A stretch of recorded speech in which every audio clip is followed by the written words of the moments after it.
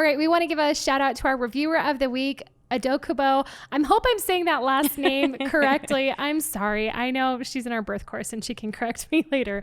She says, realistic expectations and ideas for pregnancy, birth, and postpartum. I discovered this podcast halfway through my first pregnancy, and I'm so grateful for it. So many of the topics are helping me think through pregnancy and postpartum to-dos that I hadn't considered, such as having a detailed birth plan and identifying who I should have around me in the first 40 days after birth to help take care of me. I also appreciate that they provide honest experiences of pregnancy, birth, and postpartum. They give a realistic breakdown, unlike other pregnancy podcasts, without making it feel scary or overwhelming. I like that you guys hit on so many of our goals. We really want this to be digestible information for you. I feel like if we come in here making it too like just heavy with research and data and medical terminology and stuff like that, I don't know that it's going to have the same effect and takeaways for you. So we try to give you bite-sized bits. Thank you for your review. We appreciate it. So this week's topic is all about, and it might throw you off, but it's don't underestimate the power of birth. What does that mean? I know. Let me tell you. Here's the thing. We know that you can do this birth thing. This is like, right, our high horse. Like anyone can do this. We can do it. We can do it. You can do it. We're a bunch of buffoons, so you can do it too. You can do it. And we believe you're strong enough and capable and absolutely made for this. And we know that there's a certain amount of work and effort that goes into anything, achieving anything that's worthwhile, and a goal. And so there are some things that we encourage you to do and that you should do in order to have the birth that you're desiring to have. And we're talking about the kind of goals that after you complete them, you look back and you're like, dang, like I did that thing. Those kinds of goals, birth is on that list. It's gonna push you, it's gonna challenge you. And so we want to talk about that. It's the kind of goal that you love what you accomplish so much that you just want to go out and tell the whole world about, not necessarily about how awesome you are, but just how awesome this experience was for you. Like creating a podcast or a birth course, like it lights you up, right? Exactly. So let's talk about what goes into this so we can get loud about birth and keep the momentum going throughout this year. All of that raw energy that's been built up from 2020, like just simmering. Let's keep it rolling into this year and snowball it into the world. Yeah, I think 2020 was amazing. It was hard and new and crazy and beautiful, and it reminded women that their bodies work. One of the best things that we saw was insurances started covering out-of-hospital births. Woo! Right? And they did that because they knew that women could safely give birth out of the hospital, and they knew that their bodies could do it. So women started believing that they could do it too. In fact, we saw mothers everywhere start moving from hospital births to out-of-hospital births because they're like, I want to have a doula. I want my husband to be at my birth. Yeah. I trust my body that it can do it. I was only going there like in case of emergency anyways. So why are they taking all these rights away? And so anyways, these are women who hadn't considered birthing even without medication before. And they're like, actually, I feel like that is the better option for me. So women started believing in themselves again, and just like women used to.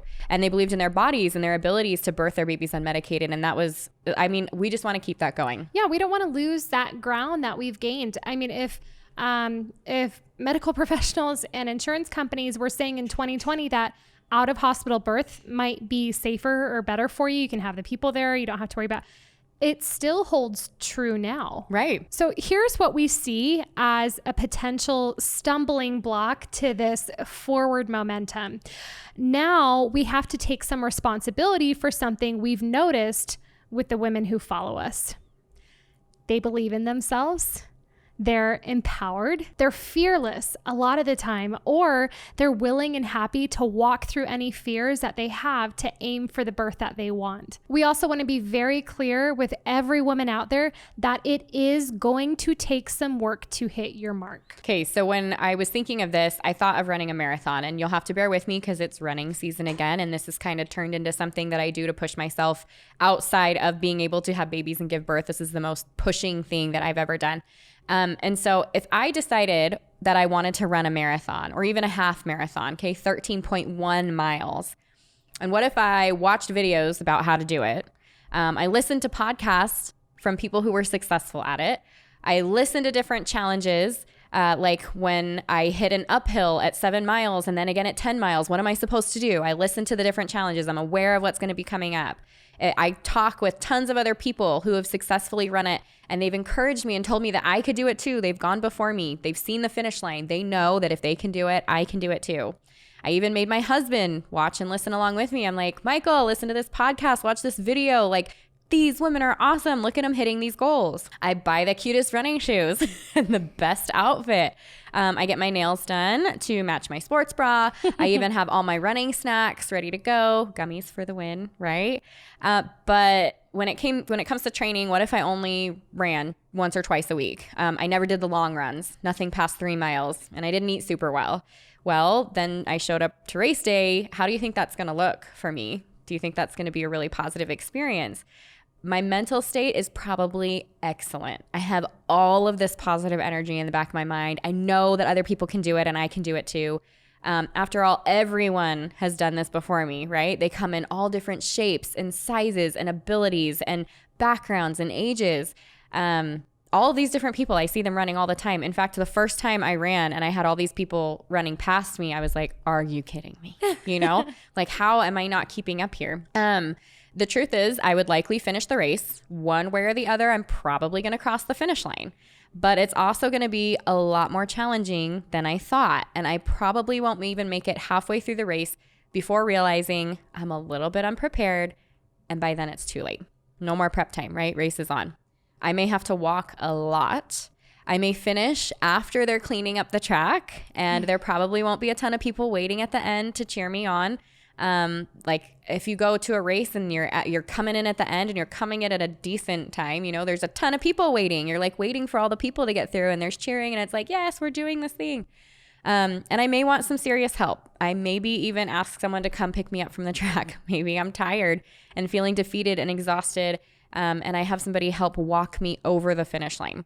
Chances are I will be thinking a lot about how I could have been more prepared. Birth is no different from what Stephanie just described. We try to teach you so many things, so many. We know that if you're here with us and you're listening, it's because you care about the outcome. You have a goal. We know that you want to learn, and we know you want to enjoy every moment of this pregnancy and birth experience. And we are seriously so happy you are here. So let us guide you in the way that you've trusted us to do that thus far. And let us be honest with you and tell you that you can do this, and you will need to put in the work to create the experience that you're going to want. Don't be like the runner who only prepares the dream, right? Don't be the person that's only envisioning the best birth. The vision is important. The vision is where you get the ideas and the strength and the drive and the everything that's going to help you create the birth that you want to have. But don't only focus on the dream. You have to be able to see yourself do it. So don't get us wrong. Like, that is very important. But doing the work, that part is necessary. Make sure that you put in the work to hit the goal that you have. Like, the amount of work has to match how big your goal is. Be so prepared that when it's go time, the experience is actually easier and less stressful than the training. Don't just put together the birth plan and your birth playlist and buy the cutest laboring gown and baby accessories and massage tools and birth ball and then forget to practice relaxation. Do the work. And if you're kind of doing some things right now, awesome. We want to keep encouraging you to be doing that. But we also want to push you to take it a step further. So maybe you're feeling overwhelmed right now. So we want to stop you right there. Don't let it get to your head. But maybe you're kind of sort of hitting your protein for the day. Maybe you're doing your daily exercises once or twice a week. So you're going to push yourself just a little bit more every single day. Maybe you're going to hit your protein 4 days out of 7 this week, and you're going to do your daily exercises 3 days this week. You're just pushing yourself a little bit more down the path so that you can aim for that goal that you're wanting to hit. So we're going to highlight some things of what you can do to prepare and to do this work that we keep telling you to do. So we're going to give you some must-do things that you really need to make sure you do. Others we won't talk about here just for the sake of time, but just know that there's other stuff. The first thing you've got to do is find your provider, the person who's got the same birth philosophy, who's ready to partner with you and help you do this thing and make it happen. You're going to ask the questions. You're going to interview several. You're going to find the right birth team. Okay, number 2. is going to be to prep your partner. They have to be watching the videos. They have to be listening to the podcast. They have to be gaining the knowledge alongside of you.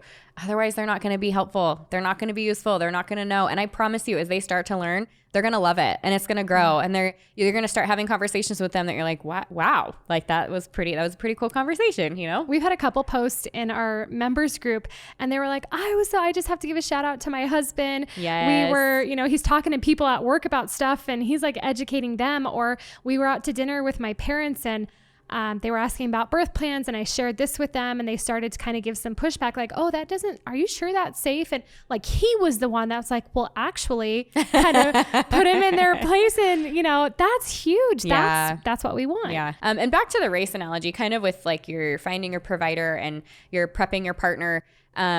You need to figure out where you're going to race, right? So you got to figure out where you're going to be giving birth. And so you've got to have a provider in order to do that. And then who's going to be your race buddy that's encouraging you? It's the same kind of thing. You're going to have somebody on your side that's like, you can do it. Keep going. Like, I watched that video too. And I know that when you get to mile 7 and you hit that hill, like, this is what you have to do. You can do it. Force them to race along next to you. Like, I made Michael buy shoes so that he could run with me. Like, it's real. Yeah. Like, you have to be in this together.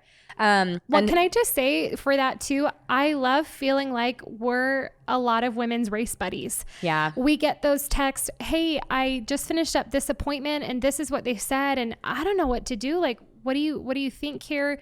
And we're able to provide some informational support like, no, test epidural, girl, please. Yeah. Like that's not even a thing. You just do you. So, but it's got to be somebody that not only encourages you, but can help you recognize when things are getting a little derailed and they don't have to be. Number 3, you've got to put in the physical preparation. The first thing for your physical prep, you need to download the 3 exercises for an easier pregnancy and birth that we provide for free on our website and do them daily. It will seriously take you all of 10 minutes and then hopefully be on your mind to do your squats and work on that throughout the day. You guys have probably done and researched a lot about habits, right? But they call it habit stacking. Tie it to something that you automatically do every day. So can you squat while you're brushing your teeth, right? Everybody brush their teeth every day, hopefully, right? Can you do that forward leaning inversion right before you're getting settled in for the night to watch your Netflix show? Like tie it to something that you already do to make sure that it happens daily. And I think the physical prep is important. There's the mental side of things, but you also physically have to be prepared for what's coming during birth. And that's where it's back to like, there is a power behind birth and we don't want you underestimating that power. Like thinking you can handle it and being prepared to, as well as thinking you can handle it, is a very different set of skills. And so she mentioned the physical exercises or the daily exercises. Those exercises are pelvic tilts, squats, and a forward leaning inversion. And the pelvic tilts, you can start with like 20 in the morning and 20 at night, or whenever, you're brushing your teeth or whatever it is. I guess brushing your teeth wouldn't work with the pelvic tilt. But for the squats, and then you move up gradually and aim for like 50 plus. It's going to prep your core and it's going to stretch and strengthen your round ligaments, as well as it's going to prepare your PC muscle. So these are all things that are good for mom during pregnancy and for birth. With the squats, you want to check the guide, the download for the proper way to do this. We show you every once in a while on Instagram stories, but you want to aim for 15 minutes. And if you can't do all of that right away, that's okay, but that's the goal and you need to work your way up from there. The squats are going to stretch your perineal area. Your legs are going to strengthen your legs for when it's time for pushing so that you don't get as exhausted during the pushing stage. And then the forward leaning inversion is just once a day. That's it. That's all you have to do. It's not for very long. And it encourages your baby into a good head down position. So every mom is going to want to do that. And you guys, again, there's other physical things you need to be doing to prepare. You need to have nutrition goals that you're hitting in order to prevent some of the things like preeclampsia and stuff like that. We're not going to get into those, but just be aware that it's not just the exercises. All right, so we're moving from the physical work that you need to put in into relaxation practice. And there's a lot of tools to help make this easier for you, to help you be really successful with it. But the purpose behind this, of course, is that if you're having trouble relaxing through contractions, your body may have trouble dilating. You're going to be kind of fighting what your body's trying to do. And so we have guided meditations within the course They're crazy useful, and I love them. We hired a professional to help us create these, because that's not necessarily Stephanie's in my wheelhouse. But we love it. But we love it, using kind of that concept of super deep relaxation or hypnosis to help you get in the zone. And anyway, they're awesome. And the important part of that is understanding that relaxation is muscle memory. And we probably need to pull back and do another podcast episode here, but I'll include the one in the show notes where we go over relaxation, all the benefits, everything that you've got to do to get yourself in a relaxed state, and to understand that it is a learned technique. Relaxation doesn't happen all on its own. It is something that you learn over time and with practice. So this is something that you physically need to be doing for your physical and mental state. And then labor rehearsals are awesome to do. We've got several within the birth course, and we also hold kind of live rehearsals within our private Facebook group. But basically, you need to pretend it's the real thing. And there's going to be some giggles and laughs the first couple times that you guys do mock contractions and stuff together. But you and your birth partner both have very specific roles that you're playing during those contractions, and you need to be so comfortable with them that it's like just second nature. It's like music. You're working together. It's a beautiful symphony. And number 6, and we're going to just kind of go on from here, but knowledge, right? How often are we like, you guys have to know stuff, okay? Yeah. And like just our quote, like, if you don't know your options, you might not have any. And that's really true. So if you've got that information in the back of your mind, guess what? You're going to have more options when it comes to birth time. If you're serious and you really want to do the work, you want to be held accountable, you want to jump into a community of support and encouragement and get your questions, your personal questions answered along the way, we are hands down going to encourage you to get the birth course.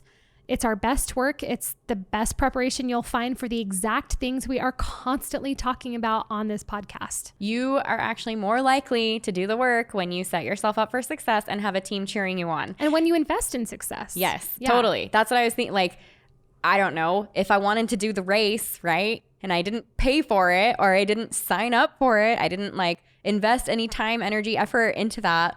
It's way less likely I'm going to do it. Yeah, it's easier to blow off, right? And the best part isn't I'm doing it with a friend, right? So I'm not going to let that person down. I could sign up for it, and then I could decide I don't want to do it anymore. Nobody needs to know. There's $50. It's not a big deal. But doing it with somebody too, anyways, all of that it's going to help your momentum to get you where you want to be. But let's talk about the why. Why is it so important? Why are we talking about this? Not underestimating birth. What's the background here? Well, the truth is that we've watched mothers in all kinds of situations over this last year and a half give in to their providers. 2020 brought on some incredible things, especially with the birthing world and with mothers in general, but it also brought on some challenges that came from it. We've seen moms have birth partners that were unprepared, moms that expect to go unmedicated, but not necessarily have the tools to walk through the challenge. And when the contractions become more intense than they expected, they allow things to happen during labor that they wish they would have had a voice to change. And ultimately, they give up on the birth that they wanted. This isn't everybody, but we've seen some of this enough that we're like, that's enough. Yeah. we need to say something here, because we don't want you to ever look back on your birth and regret anything that happened or feel like it should have gone differently, and there's something you could have done about it. Exactly. We often do get women in our birth course who have had a less than ideal previous birth, and they're looking for something better, knowing that they need the guidance. And we want to make sure we're serving you right. You deserve to be prepared in every way, and we want to help you do that the right way. Right. So here's the thing. Birth is hard. It is. It's incredibly rewarding, but it's also hard. There's a reason that we call it labor, right? Yeah. And you're capable. You're made for this work. You're born with a uterus, for Pete's sake. You're meant to be able to do this. You can do this. And no one else is going to be able to bring that baby that's in your belly into this world. And at some point, you're going to realize that, right? When you hit that 36 week and you're like, oh, crap, you got to get out of there somehow. So you might as well be prepared before. You wouldn't have been given this task if you couldn't handle it, right? You deserve to be prepared because you deserve the birth that will have you looking back at your body, your partner, and your experience with that awe. And you deserve to feel the incredible amount of joy for having a challenging goal and then hitting it out of the park. Doing all that you can to hit that mark, crossing that finish line, knowing that you put in the effort. There's nothing like it. And we want to encourage you. We know you've got this, so get to work.